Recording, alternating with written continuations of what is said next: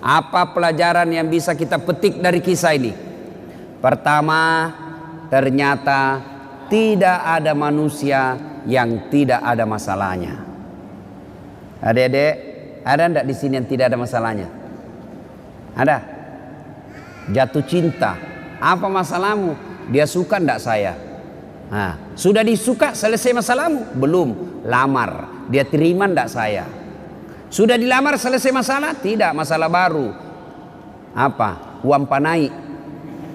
Orang Bugis uang panai, cocok enggak? Oke, diterima uang panai, masalah selesai itu, menikah. Sudah menikah, selesai masalah? Tidak. Apalagi mau punya rumah. Sudah punya rumah, selesai masalah? Tidak. Mau punya anak. Sudah punya anak, selesai masalahnya? Tidak. Langsung tua dilihat istrinya, jelek lagi dilihat istrinya, mau lagi kawin lagi. Coba, orang tidak ada masalah, semua ada masalah. Bahkan ini saya lihat semua ini muka-muka penuh masalah ini semua ini. Yang paling banyak masalahnya sekarang itu caleg yang tidak terpilih dan banyak utang balehonya. Itu paling banyak masalahnya itu. Ayo, tidak ada orang tidak ada masalahnya. Semua punya masalah. Belajar dari kisah tadi, jangankan kita yang tinggal di kota Batam, ini saja manusia dalam gua ada masalahnya, apalagi kita. Jangankan kita yang banyak dosa dan kesalahan, yang hampir tiap hari punya dosa, hampir tiap hari punya maksiat. Nabi dan Rasul tidak ada dosanya itu Nabi Muhammad. Apa tidak punya masalah? Penuh dengan masalah hidup beliau. Rentetan masalah dan masalah. Masih 6 bulan sudah lahir, belum lahir sudah meninggal wafatnya. Wafat bapaknya baru 3 hari diambil ibu susunya Halimatus Sa'diyah. 4 tahun bersama ibu susu kembali ke ibunya. Baru 2 tahun bersama ibunya, meninggal pula ibunya ketika usia 6 tahun. Diambil oleh kakeknya, baru 2 tahun bersama kakeknya, meninggal pula kakeknya, diambil oleh pamannya. Usia 12 tahun mereka mulai berdagang bersama paman beliau, jalan kaki naik onta ke Syam. Usia 16 tahun Rasulullah sudah mulai berperang, ikut perang, bukan perang agama tapi perang kelompok. Penuh dengan masalah. Di Mekah diusir dari kampungnya. Siapa yang mengusirnya Nabi? Bukan orang lain. Siapa yang mengusirnya? Pamannya sendiri. Nabi saja penuh dengan masalah. Minta pertolongan ke Taif. Apa dibantu di Taif? Tidak, dilempari satu kampung di Taif. Nabi penuh dengan masalah. Apalagi kita. Kalau begitu bukan masalah kita. Masalah kita adalah bagaimana mengatasi masalah. Itu. Kalau Nabi ada masalahnya, beliau ambil wudu, sholat, hajat, minta pertolongan kepada Allah. Kita ada masalah, ambil HP, update status, berdoa di Twitter, berdoa di Facebook. Sedikit-sedikit, ya Allah lindungilah suamiku, ya Allah murahkan rezekiku. Update status lagi, ya Allah halalkan segala usahaku. Sibuknya itu Tuhan mau baca statusmu. Jangan berdoa di status bos, berdoa di atas sajadah selesai sholat. Maka adik-adik ketika ada masalah, diajarkan Ali dari kisah ini, semua ada masalah. Tidak ada manusia yang tidak ada masalahnya. Kamu pikir ustadz tidak ada masalahnya? Wow, ustadz juga banyak masalahnya. Satu hari dikasih 5 ceramah, masalah itu juga itu. Capek orang bos. Coba, kadangkala datang capek kita, selesai ceramah disuruh lagi selfie. Selfie ustadz, selfie ya selfie. Orang sudah keringatan, capek, selfie. Disuruh senyum, orang capek ini. Coba. Semua orang punya masalah. Tidak ada orang tidak punya masalah. Semua orang punya masalah. Alhamdulillah, Allah cuma minta sabar, sempurnakan sholat. Ya, ada masalah, ngadulah kepada Allah, berdoalah kepada Allah. Ya. Belajar lagi dari kisah ini. Ternyata dalam berdoa boleh menyebut kebaikan. Dalam berdoa ibu boleh menyebut kebaikan, tapi bukan menyebut kebaikan kepada manusia, tapi menyebut kebaikan kepada Allah. Yang berdosa yang tidak boleh, bapak cerita ke tetangga. Kau tahu Dasat Latif? Itu dari Makassar. Itu jadi ustadz saya kasih sekolah itu dari SD sampai SMP. Saya lihat itu dia tidak ada apa-apanya. Saya yang kasih sekolah, tidak jadi manusia itu kalau bukan saya. Tidak boleh begitu, tidak boleh. Tapi menyebut kebaikan kepada Allah ketika berdoa boleh. Ya Allah, saya pernah ngurus anak yatim piatu. Sepupu saya sekolahkan mulai dari SD, SMP, SMA, kuliah. Lalu aku nikahkan dengan wanita baik-baik. Lalu dia sekarang sudah menjadi orang yang berhasil. Jika itu adalah kebaikan di sisimu ya Allah, kabulkan doaku ya Allah, murahkan rezekiku ya Allah. Boleh. Ya Allah, saya pernah mencintai seorang wanita ya Allah. Aku sangat mencintainya, aku sangat menyukainya. Dia pun mau sama saya, tapi mau muntah lihat saya ya Allah. Nah, boleh menyebut kebaikan-kebaikan, boleh. Ya. Yang ketiga, hikmah dari kisah ini. Ternyata yang bisa menyebabkan doa cepat diijabah Allah, cepat dikabulkan Allah, satu, birrul walidain. Berbuat baiklah kepada kedua orang tua. Ini adik-adiknya kan banyak semua ini ya. Siapa yang masih hidup orang tuanya? Katakan. Yo.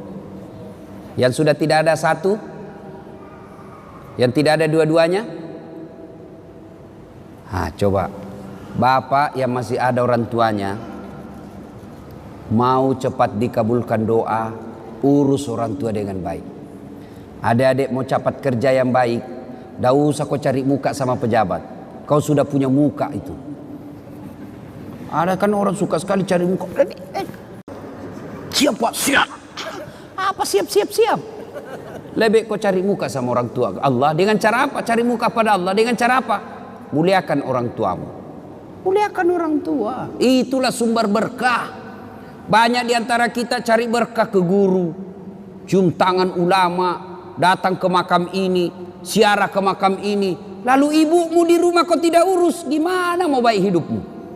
Ada ndak orang yang mencintai kita seperti cintanya orang tua? Ada ndak orang yang sayang kepada kita melebihi cintanya orang tua? Tidak ada. Inilah orang tua yang sangat mencintai kita. Adik-adik, saya tanya ibu, bu, ada ndak orang mau kerja 24 jam tidak digaji? Ada? Siapa? Ibumu. Itulah orang tua. Kerja 24 jam ngurus kita, ndak pernah minta digaji. Malah dia yang kasih kita duit. Itulah orang tua. Kalau ada anak-anak kurang ajar, sekali-kali kau lihat itu ibu hamil. Lihat itu ibu hamil. Menderita itu ibu hamil, kasihan. Jalannya aja itu.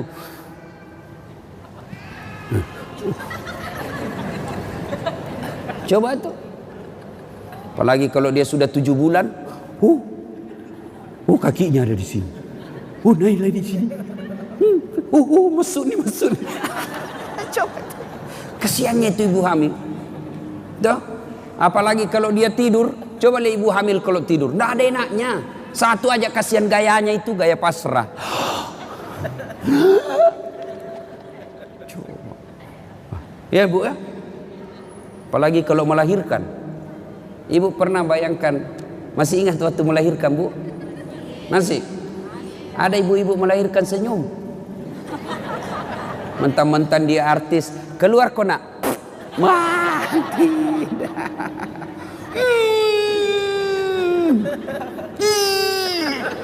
Dia bilang ibu bidan, ya ulang lagi.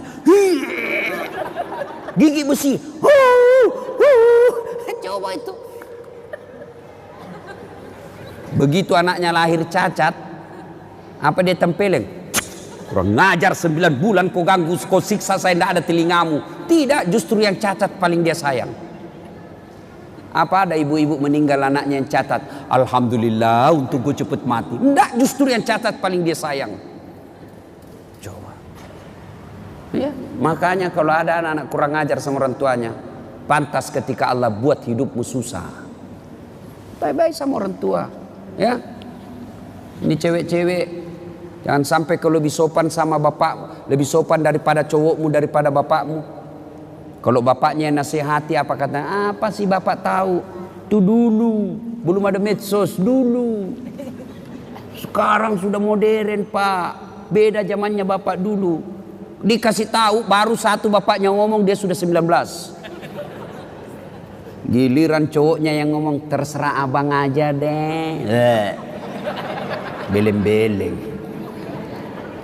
Tahu beleng-beleng? Tahu beleng-beleng? Ah itu beleng-beleng itu makan es krim ditiup.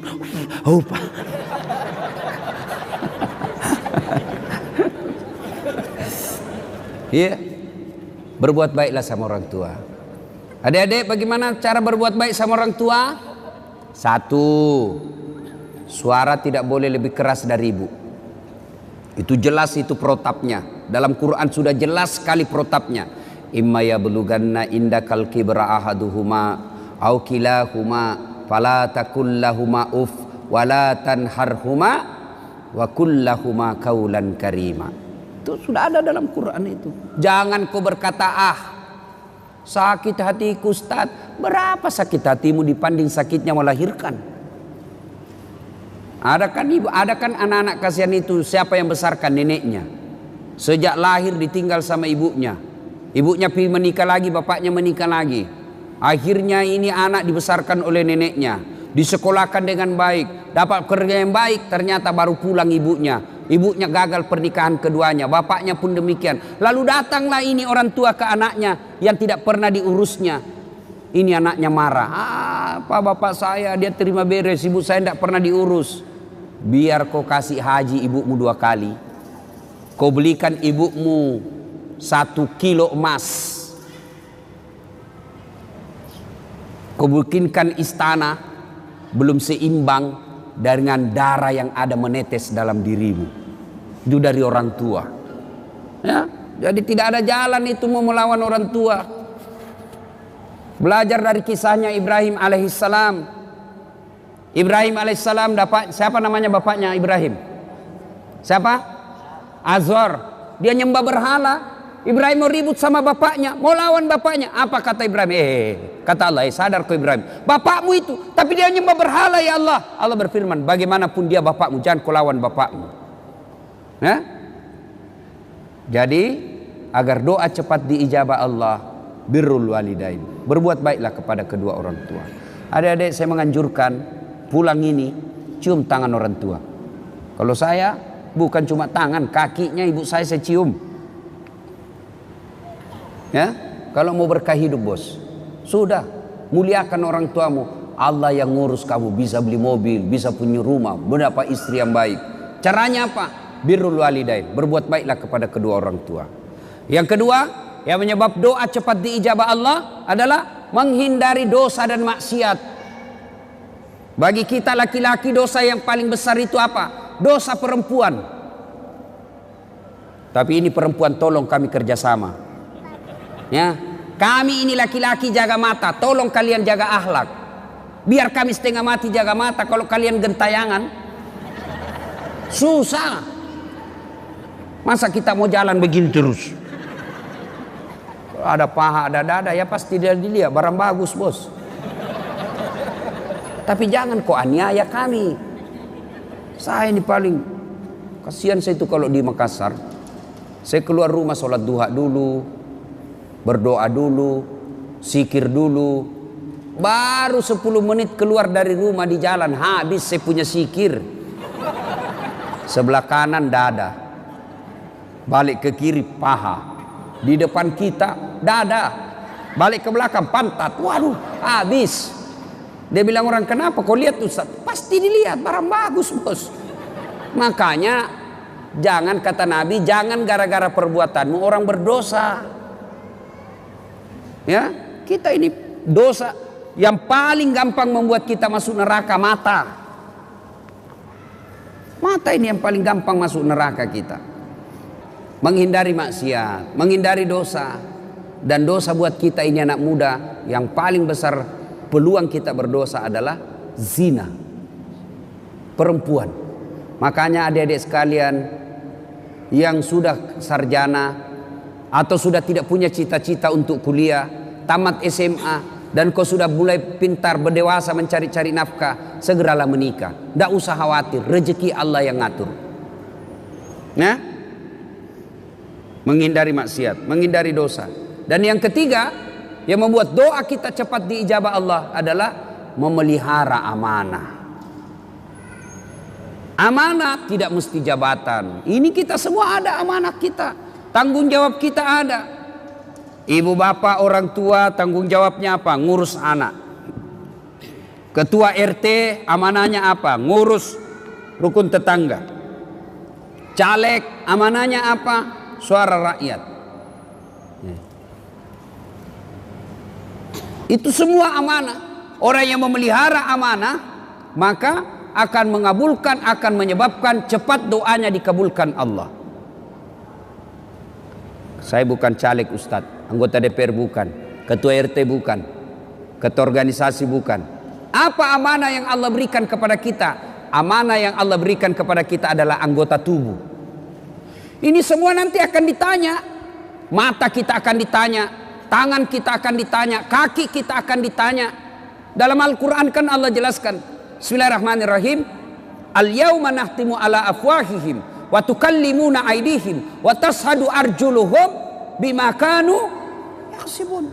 Tangan kita akan bicara, mulut kita akan bicara, kulit kita akan bicara atas segala nikmat. Nikmat itu amanah yang Allah berikan kepada kita. Mata ini amanah yang Allah berikan, maka jangan dipergunakan kecuali yang bermanfaat.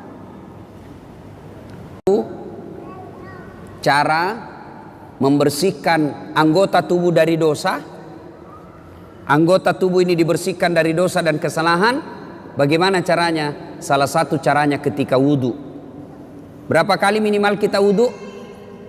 Berapa kali minimal wudhu ibu? Berapa?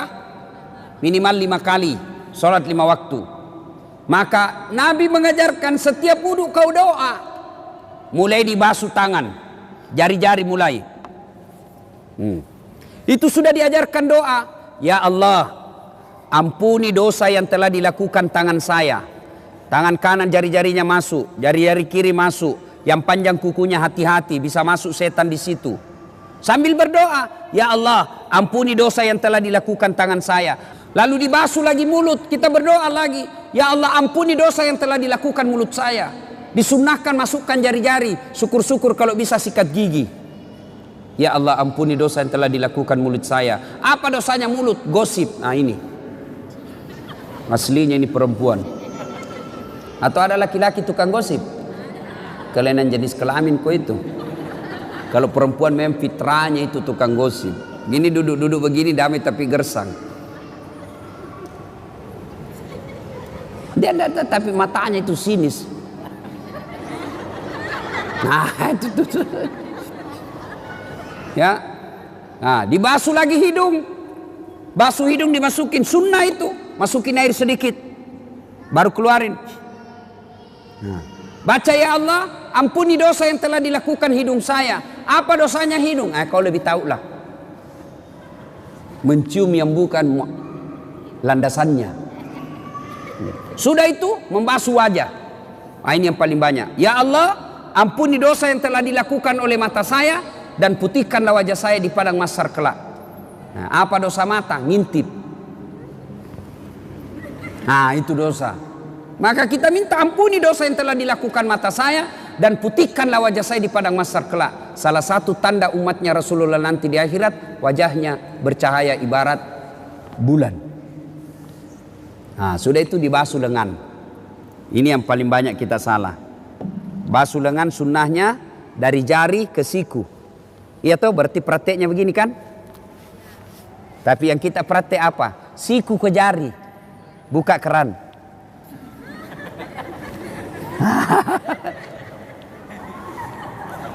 Salahkah? Tidak salah, tapi tidak sunnah. Sambil terima telepon malah itu ini. Beleng-beleng. Ya. Nah, pada saat itu kita berdoa lagi, ya Allah, ampunilah dosa yang telah dilakukan oleh tangan saya dan berikanlah kitab kebaikan saya nanti di akhirat menerima tangan kanan. Itu kata Nabi, siapa orang yang diberikan kitab kebaikannya, ijazahnya, raporannya dengan tangan kanan atau dari depan, maka dia masuk surga. Sebaliknya, apabila diberikan kitabnya dari tangan kiri atau dari belakang, maka dia masuk neraka. Maka kita berdoa, ya Allah, berikan catatan kebaikanku nanti di akhirat menerima tangan kanan. Ya, sudah basuh itu. Berikutnya, membasuh rambut.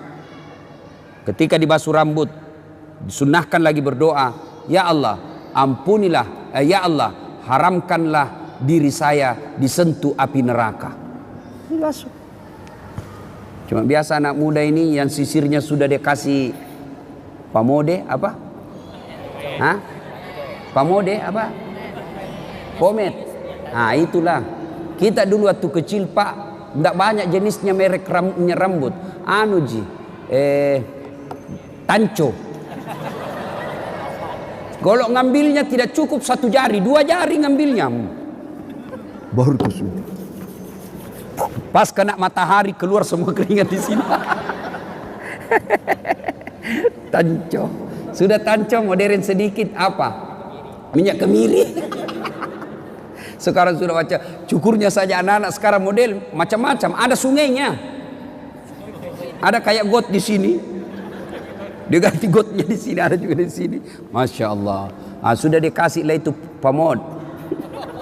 Oh rambutnya tidak mau goyang. Akhirnya wuduknya dia begini saja. Beleng-beleng. Ya, tidak sah itu wudukmu, pasti.